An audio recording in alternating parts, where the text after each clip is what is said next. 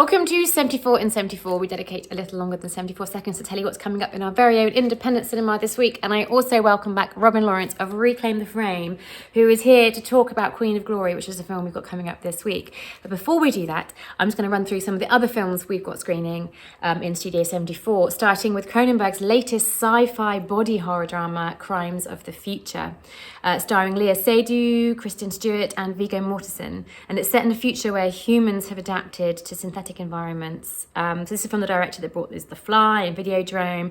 And Crimes of the Future explores human emotions where bodies are changing and human evolution. Pain is no longer a barrier, and extreme surgery is carved out for kicks. Performance artist Saul removes his own organs for the others to see, and it's a slight shift from Cronenberg's previous storytelling. It's been described as self-reflective and not self-congratulatory, and it's grisly, but really well played by its all-star cast, and I would urge you to come and see that in the cinema. The Territory also plays this week, a timely and immersive documentary looking at the tireless fight of the indigenous Amazonian Yuri Wawa people as deforestation and as illegal settlers encroach on their environment and their borders. This film offers an on-the-ground perspective with inspiring cinematography, partly captured by the people themselves, and it's a really refreshing, spellbinding lens into the intense struggle for their community's survival. Now on to Queen of Glory. Over to you, Robyn. What can you tell us about Queen of Glory, which is coming this week? Wow. So Queen of Glory is Reclaim the Frame's current title. Yep. It's by Nana Mensah, who wrote, directed and stars in the film.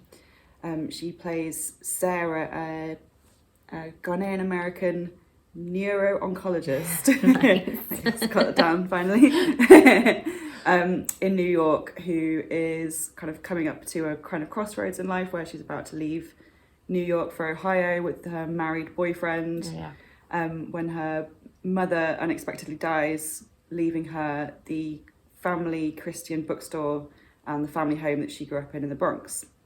So it's kind of a story about kind of that time in life where you're faced with two different decisions and kind of everything's changing. You're looking at your own culture. So there's kind of one life she leads with her kind of academic sector in New York, and kind of moving back to where you're from kind of puts you in a different frame.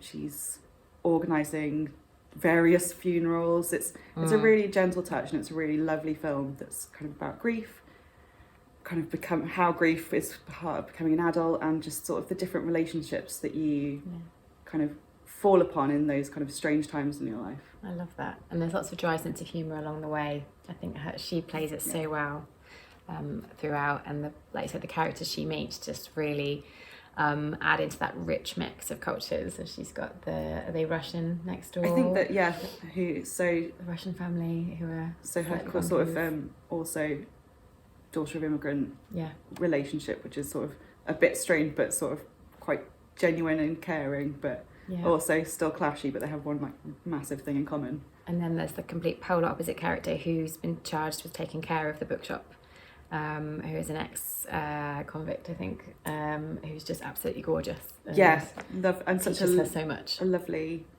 character in the film, and I think the character was partially written for the actor as well, and it's just nice seeing an actor like that being given the opportunity to play a role different than what I assume he gets typecast as quite often.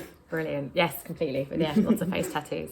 So Queen of Glory opens on the 16th of September, which is the Friday, and we've got 4 screenings throughout. And it's a film which is making a lot of noise across the UK. It's been supported not only by Reclaim the Frame, but also the BFI New Release Strategy. So lots of people are behind this film and think you should all see it. And the best thing about it is only 72 minutes. Well, it's not the best thing, but it's a bonus. So you can watch that and cram some more stuff into your evening. So have a look at the website for screening times of those. And the final film we've got coming up is the last of our Surf Cinema Summer Camp screening with Morning of the Earth, which is a gorgeous remastered 50-year-old film. And that's selling really fast. So I urge you to buy your tickets soon. Take care. See you next week.